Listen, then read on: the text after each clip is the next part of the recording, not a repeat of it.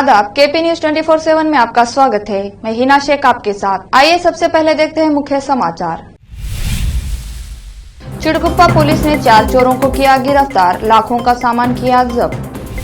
हुमनाबाद विधानसभा क्षेत्र से जनता दल सेक्युलर के उम्मीदवार सीएम फैज सोमवार 17 अप्रैल को दाखिल करेंगे नामांकन पत्र। कर्नाटक के मंत्री अंगारा ने राजनीतिक सेवानिवृत्ति की घोषणा की। विपक्षी एकता को लेकर ये बैठक ऐतिहासिक, नीतीश कुमार के साथ मुलाकात के बाद बोले मल्लिकार्जुन खड़गे। ईदगाह में ईद की नमाज को लेकर जम्मू कश्मीर में घमासान, पुलिस बोली हम इजाजत नहीं दे सकते।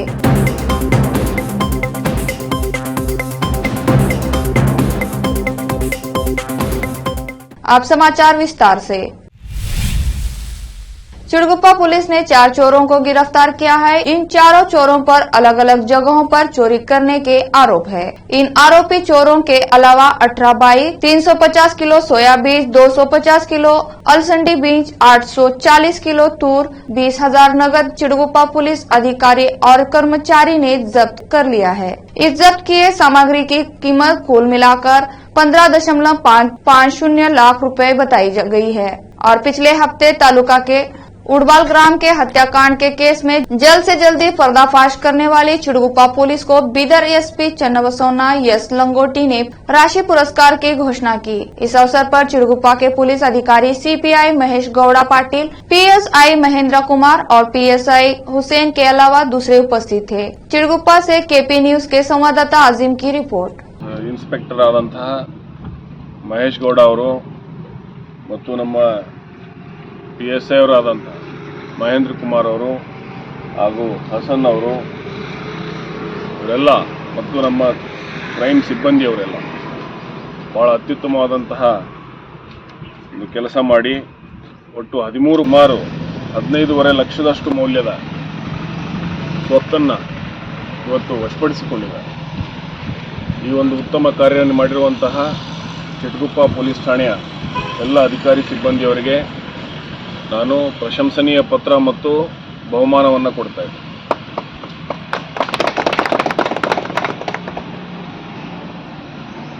ಬೈಕ್ ಕಳ್ಳತನ ಈ ಜಿಲ್ಲೆನಲ್ಲಿ ನಾವು ಬಂದಾಗ ಬಹಳಷ್ಟು ಏನಂತಂದರೆ ಹೆಚ್ಚು ನಡೀತಾ ಇದೆ ಅನ್ನುವಂತಹ ಮಾಹಿತಿ ಇದ್ದಿದ್ದರಿಂದ ನಮ್ಮ ಅಧಿಕಾರಿಗಳಿಗೆ ಈ ನಿಟ್ಟಿನಲ್ಲಿ ಹೆಚ್ಚು ಕಾರ್ಯಪ್ರವೃತ್ತರಾಗಬೇಕು ಅಂತ ಹೇಳಿ ನಾವು ನಿರ್ದೇಶನ ನೀಡಿದ್ವಿ।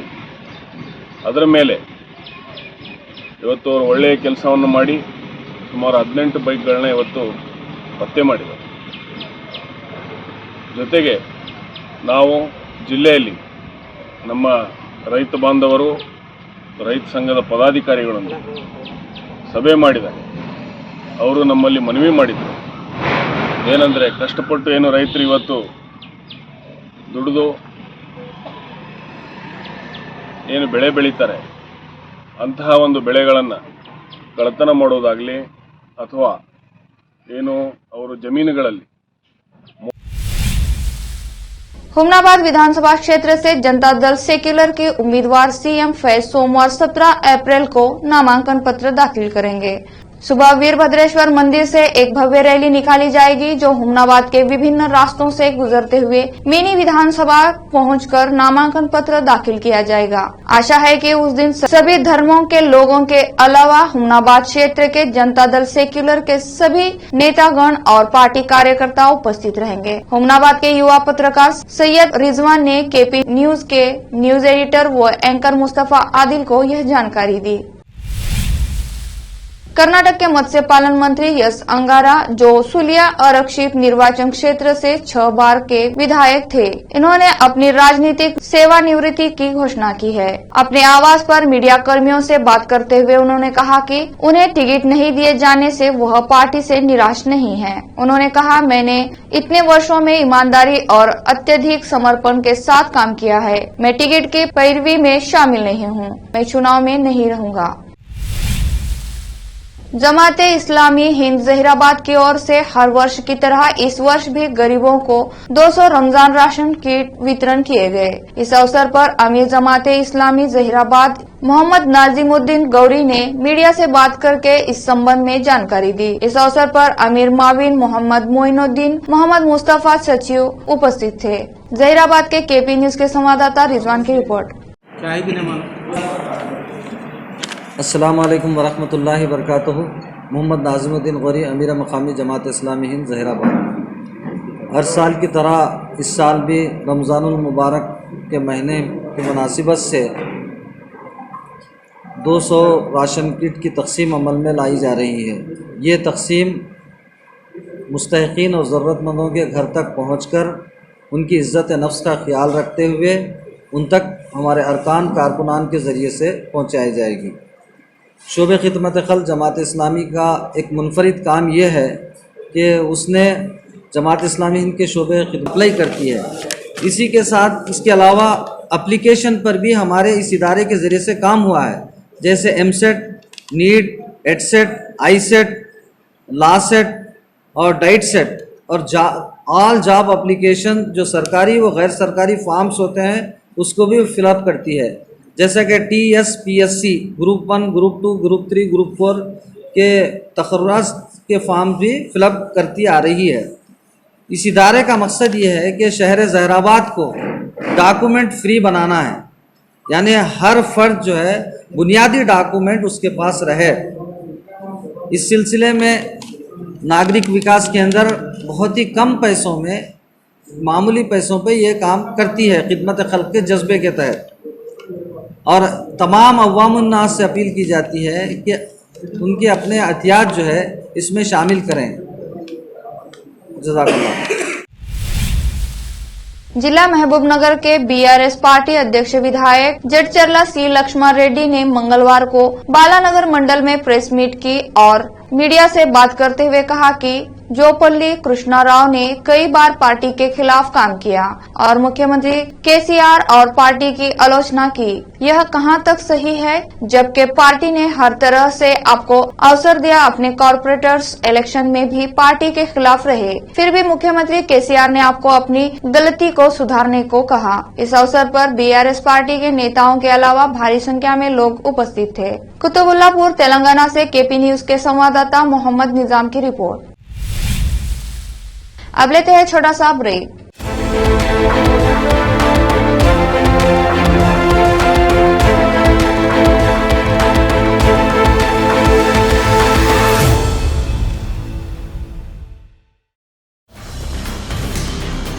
हिंदुस्तान के हर कोने में हम हैं मौजूद। 24 घंटे हालात पर गहरी नजर, खबरों से जुड़े चुपते सवालात और आपको दिखाता है धार्मिक, सामाजिक, राजनीतिक, लोकल और इंटरनेशनल न्यूज की सबसे बेहतर कवरेज, जो आपको रखती है हर पल बाखबर। देश और दुनिया भर की खबर के लिए देखते रहें केपी न्यूज 24/7। ब्रेक के बाद आपका स्वागत है। बिहार के मुख्यमंत्री नीतीश कुमार ने कांग्रेस अध्यक्ष मल्लिकार्जुन खड़गे से दिल्ली स्थित उनके आवास पर मुलाकात की। इस दौरान कांग्रेस के पूर्व अध्यक्ष राहुल गांधी और बिहार के उप मुख्यमंत्री तेजस्वी यादव समेत कांग्रेस, आरजेडी और जेडीयू के कई बड़े नेता मौजूद थे। बैठक के बाद मल्लिकार्जुन खड़गे ने कहा कि यह विपक्षी दलों को एकजुट करने को लेकर एक ऐतिहासिक बैठक थी। इसमें विपक्षी पार्टियों को एक मंच लाने को लेकर सहमति बनी है। सभी मिलजुल कर लोकसभा चुनाव से पहले समान विचारधारा वाली पार्टियों को एक साथ लाएंगे। मुलाकात के बाद हुई प्रेस कॉन्फ्रेंस में नीतीश कुमार ने कहा कि सभी बात हो गई है, अभी बात हो गई है। हमने काफी देर चर्चा की है। अधिक से अधिक पार्टियों को पूरे देश में एकजुट करने का प्रयास करना है। हम आगे एक साथ काम करेंगे, ये तय हो गया है। वहीं राहुल गांधी ने कहा कि विपक्ष को एक करने में एक बेहद ऐतिहासिक कदम लिया गया है। यह एक प्रक्रिया है। विपक्ष का देश के लिए जो विजन है हम उसे विकसित करेंगे। जितनी भी विपक्षी पार्टी हमारे साथ चलेगी हम उन्हें साथ लेकर चलेंगे और लोकतंत्र और देश पर जो आक्रमण हो रहा है हम उसके खिलाफ एक साथ खड़े होंगे और लड़ेंगे। अंबेडकर जयंती पर राष्ट्रीय अवकाश घोषित करने की लंबे समय से मांग की जाती रही है, लेकिन अब केंद्र सरकार ने संविधान निर्माता बाबा साहेब डॉक्टर भीमराव अंबेडकर के जन्म दिवस पर 14 अप्रैल को राष्ट्रीय अवकाश घोषित कर दिया है। इस संबंध में केंद्र सरकार के कार्मिक, लोक शिकायत और पेंशन मंत्रालय की ओर से 11 अप्रैल 2023 को भारतीय राजपत्र जारी कर दिया गया है। इस अधिसूचना के अनुसार भारत सरकार द्वारा डॉक्टर भीमराव अंबेडकर जयंती पर 14 अप्रैल को पूरे देश में अवकाश घोषित किया गया है। बताते चले कि हैदराबाद में तेलंगाना के मुख्यमंत्री के चंद्रशेखर राव बाबा साहेब के जन्म दिवस पर 14 अप्रैल पर उनकी 125 फुट ऊंची प्रतिमा का लोकार्पण करेंगे। इस संबंध में सरकार की ओर से एक आधिकारिक विज्ञप्ति भी मंगलवार को जारी की गई थी। इस प्रतिमा के भव्य स्तर पर लोकार्पण की जोर शोर से तैयारी भी की जा रही है। कानपुर देहात में मामूली बात को लेकर दबंगों ने एक युवक के साथ मारपीट की और घर में आग लगाई। दरअसल ये पूरा मामला कोतवाली अकबरपुर के शाहबाजपुर गांव का है, जहां पर पुरानी रंजिश के चलते दबंगों ने युवक के साथ मारपीट की और अपने हाथों से घर में आग लगाई। कानपुर देहात से केपी न्यूज के संवाददाता उत्कृष्ट सिंह की रिपोर्ट। क्या नाम है? शिवेंद्र। कहाँ रहते हो? शाहबाजपुर। क्या करना हुई तुम्हारे साथ? सर इन्होंने मिल के मारा है, देखिए हाथ पैर से ये सब चोट है। सर अपने घर में आग लगा ली अपने हाथ से। कब की करना है? सर अभी की है। कौन लोगों ने मारा तुम्हें? सर पड़ोसी हैं सर, कुछ घर से निकाल के मारेंगे। क्या नाम है इनका? पड़ोसी लाला, जीतू, उनके भाई हैं सर, चाचा हैं। किस वो वजह पे आप लोगों ने सर हम लड़ाई? लोग अपनी जगह पे पिलर खड़ा कर रहे थे, कहते यहाँ नहीं बने, यहाँ हम बनाएंगे, मेरी जगह है। सिर्फ कब्जा कर रहे हैं जबरदस्ती। और कुछ का है? और कुछ सर मम्मी को मारा, पापा को मारा सर, कुछ अस्पताल गए हैं सर। ये देखिए ये चोट है, पैर में चोट है, ये देखिए सर इधर पीछे में चोट। बिजनौर के अकबरपुर तिगरी में एक पति ने अपनी ही पत्नी द्वारा उसके व परिवार के ऊपर दहेज का झूठा मुकदमा और अपने पिता पर बलात्कार का झूठा आरोप लगाने पर बिजनौर एसपी से न्याय की गुहार लगाई है। पीड़ित का आरोप है कि उसकी पत्नी कभी भी उसके व उसके परिवार के साथ कोई बड़ी घटना को अंजाम दे सकती है या किसी झूठे मुकदमे में फंसा सकती है। यह पूरा मामला जनपद बिजनौर के थाना हिमपुर दीपा इलाके गाँव अकबरपुर तिगरी इलाके का है।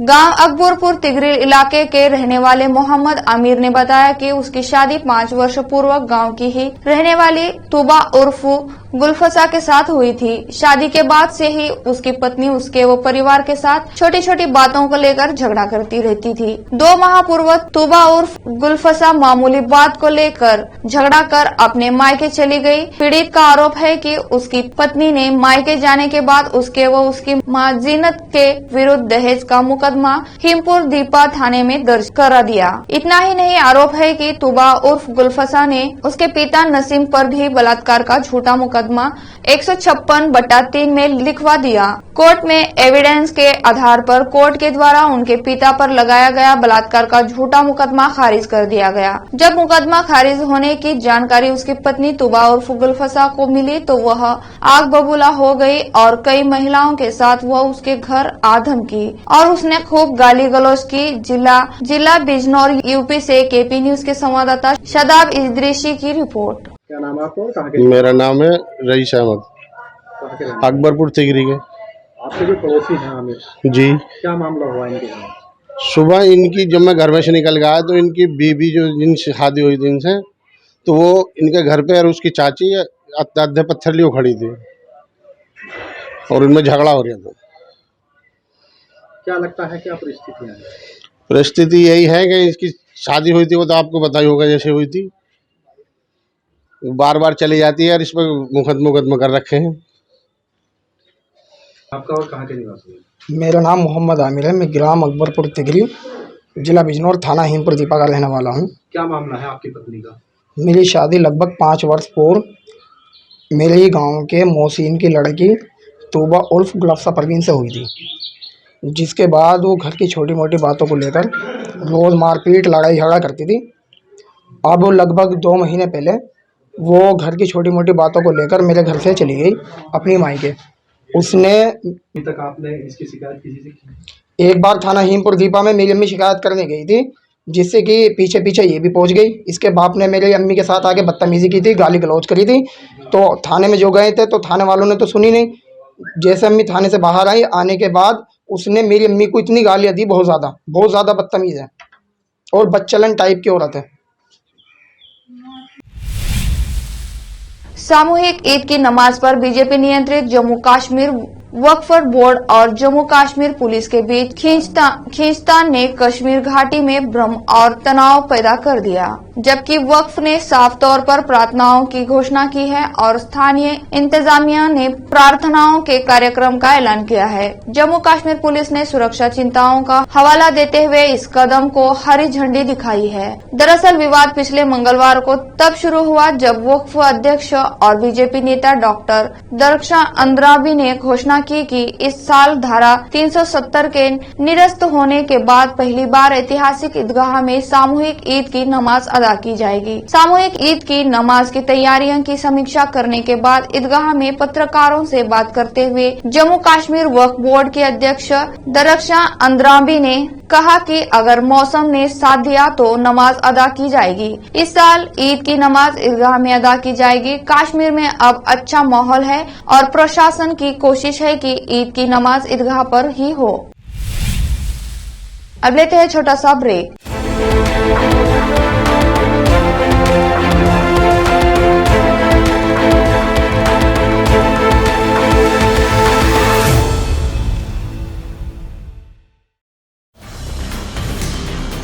हिंदुस्तान के हर कोने में हम हैं मौजूद। 24 घंटे हालात पर गहरी नजर, खबरों से जुड़े चुपते सवालात और आपको दिखाता है धार्मिक, सामाजिक, राजनीतिक, लोकल और इंटरनेशनल न्यूज की सबसे बेहतर कवरेज, जो आपको रखती है हर पल बाखबर। देश और दुनिया भर की खबर के लिए देखते रहें केपी न्यूज 24/7। ब्रेक के बाद आपका स्वागत है। राजस्थान विधानसभा चुनाव से पहले सभी दलों की तरफ से तैयारियां तेज कर दी गई है। इधर कांग्रेस पार्टी में जारी घमासान के बीच अशोक गहलोत रेलवे के एक कार्यक्रम में पहुंचे। कार्यक्रम के बाद मीडिया से बात करते हुए अशोक गहलोत ने कहा कि बीजेपी से दुश्मनी नहीं, विचारधारा का संघर्ष है। साथ ही उन्होंने कहा कि राष्ट्रीय सामाजिक सुरक्षा को लेकर कानून बनाने की मांग मैंने प्रधानमंत्री नरेंद्र मोदी से की है। अशोक गहलोत ने अपने सरकार की उपलब्धियों को बताते हुए कहा कि राजस्थान अब काफी आगे बढ़ चुका है। साथ ही उन्होंने उनके विकास अभियान में आम जनता, मीडिया और सामाजिक कार्यकर्ताओं से भी साथ देने की अपील की। अशोक गहलोत ने कहा कि मेरा मिशन 2030 है। आम जनता क्या सोचती है, जनता इसका जवाब चुनाव में देगी। सुप्रीम कोर्ट के पूर्व जस्टिस चेलमेश्वर ने मंगलवार 11 अप्रैल कॉलेजियम को दिए बयान को लेकर हैरान कर दिया। पूर्व जस्टिस ने कहा कि हाई कोर्ट और सुप्रीम कोर्ट में जज को नियुक्त करने और तबादला करने वाले कॉलेजियम बेहद ही अस्पष्ट तरीके से काम करता है। उन्होंने कहा वो जज के खिलाफ आरोप लगाने का मौका सामने आने पर अक्सर कोई कार्रवाई नहीं करता है। इतना ही नहीं, उन्होंने कुछ जज को लेकर कहा कि को आलसी और साफ तौर पर नाकाबिज है। उन्होंने ये बात केरल हाई कोर्ट में भारतीय अभिभाषक परिषद केरल की इस collegium alien to the constitution विषय पर आयोजित राष्ट्रीय संगोष्ठी में उद्घाटन भाषण में कही।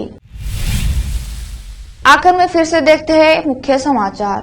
चिड़कुप्पा पुलिस ने 4 चोरों को किया गिरफ्तार, लाखों का सामान किया जब्त। हुमनाबाद विधानसभा क्षेत्र से जनता दल सेक्युलर के उम्मीदवार सीएम फैज सोमवार 17 अप्रैल को दाखिल करेंगे नामांकन पत्र। कर्नाटक के मंत्री अंगारा ने राजनीतिक सेवानिवृत्ति की घोषणा की। विपक्षी एकता को लेकर ये बैठक ऐतिहासिक, नीतीश कुमार के साथ मुलाकात के बाद बोले मल्लिकार्जुन खड़गे। ईदगाह में ईद की नमाज को लेकर जम्मू कश्मीर में घमासान, पुलिस बोली हम इजाजत नहीं दे सकते।